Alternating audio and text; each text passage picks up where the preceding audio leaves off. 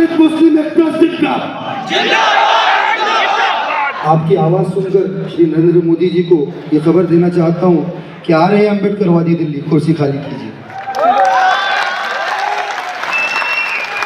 एक और बात,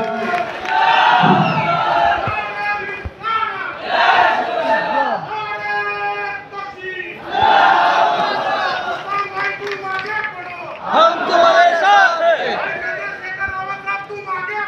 हम तुम्हारे साथ हैं। साथियों, दोस्तों, बुजुर्गों, हम यहाँ चंद्रशेखर आजाद साहब की क़यादत और उनकी मोहब्बत में जमा हुए हैं। वो एक ऐसा मर्द मुजाहिद है। चंद्रशेखर भाई के साथ मेरा एक लंबा समय गुजरा है। मैं खुशनसीब हूँ कि मैं रहनुमाए भारत के साथ कई महीने रहा हूँ। मैंने उस आदमी की तकलीफ को देखा है। जब एनआरसी के वक्त में मेरा साथी सैफ आफ्ताब यहाँ बैठे हैं, जब हम लोगों को जेल में डाल दिया गया, उस वक्त हम लोग निराश थे, हम रोते थे, हम बिलबिलाते थे। और दोनों हाथ ऊपर उठा के ताली बजा के बोलेंगे जय भीम। भीम का बच्चा क्रांतिकारी होना चाहिए, ज्ञान के बल पे गद्दारों को धोना चाहिए। अरे भीम का बच्चा क्रांतिकारी होना चाहिए, ज्ञान के बल पे गद्दारों को धोना चाहिए। आजा साहेब जैसा, आजा साहेब जैसा जीना चाहिए।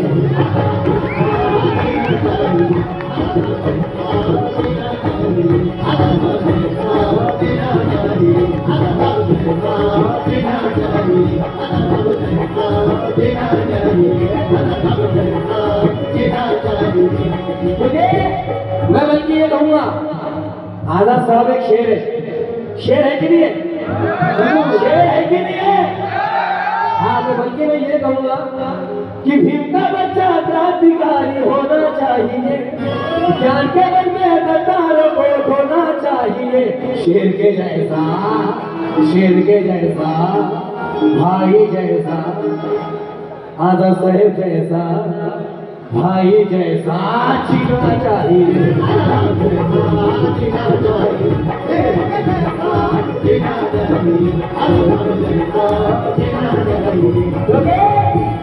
बदौलत बढ़ाई के सीने पे चढ़े हैं, बदौलत बढ़ाई के सीने पे चढ़े हैं, प्रणय मानवता की जंग लड़ रहे हैं। बदौलत बढ़ाई के सीने पे चढ़ रहे हैं, प्रणय वो शख्स मानवता की जंग लड़ रहे हैं, जिसको रखा था क्लास के बाहर बिठाकर, अभी उसी भीम जी के पेटे फोड़ने पड़ रहे हैं।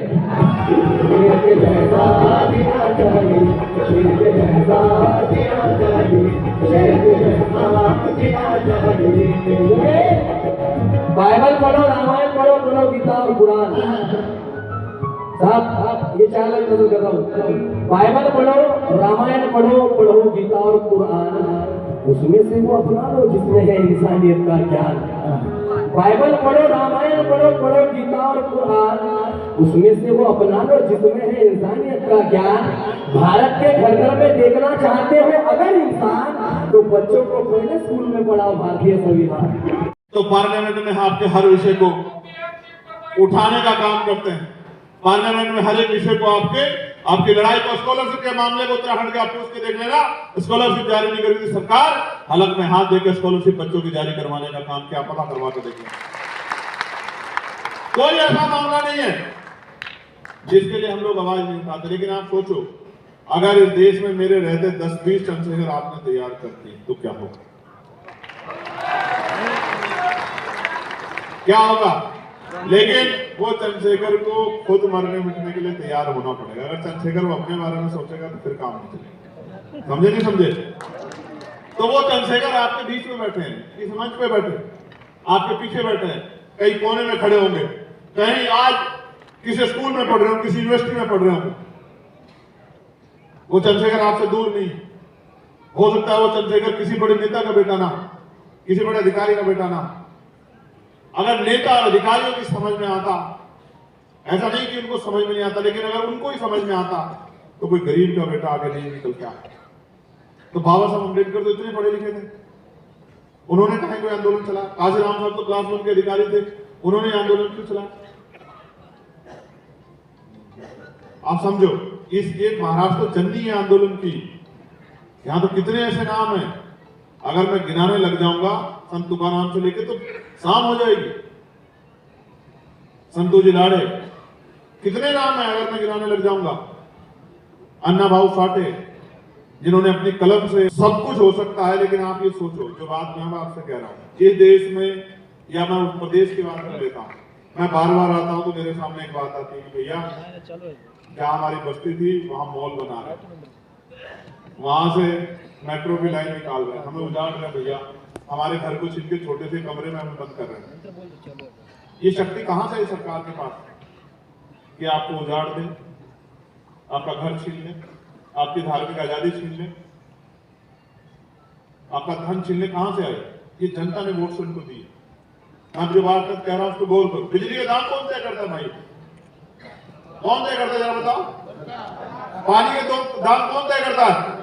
सरकार करती है। किसानों की फसलों के दाम, महिलाओं को रोजगार मिलेगा नहीं मिलेगा, कानून व्यवस्था कौन तय करता है? हम क्या है? और पॉलिसी बनाओ अपनी तरक्की के लिए।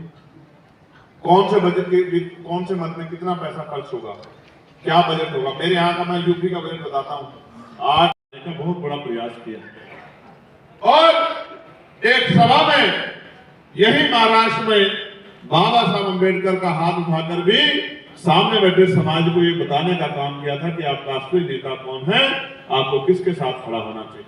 ये एक बहुत बड़ा काम छत्रपति साहू जी महाराज करके गए और बाबा साहब अम्बेडकर के सब के बारे में तो जितना कह दिया जाए वो कम।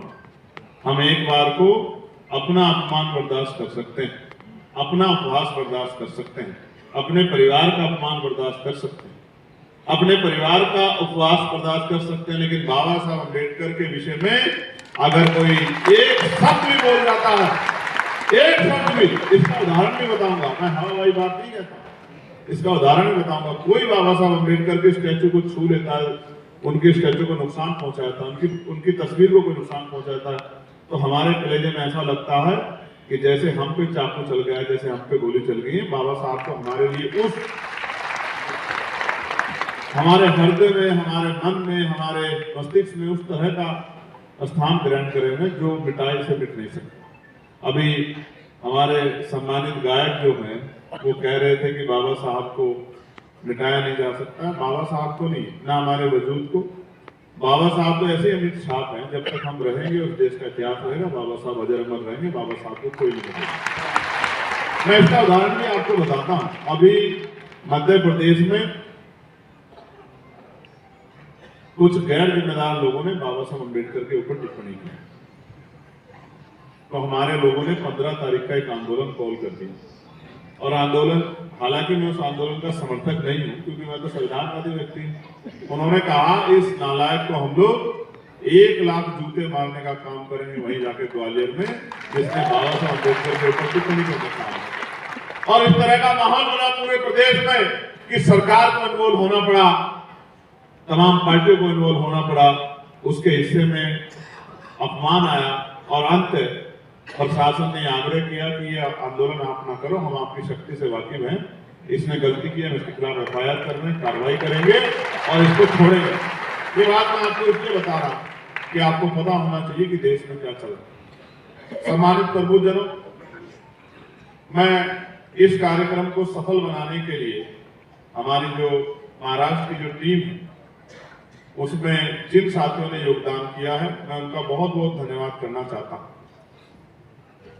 गौरी प्रसाद उपासक जी, रुपेश भीमराव बागेश्वर जी, मनीष साठे जी, सत्यजीत सालवे जी, डॉक्टर मानसी पवार जी, रूपचंद टोपले जी, मनोज खेरे जी, सुल्तान फतेह अली शाह जी, रविंद्र आलू जी।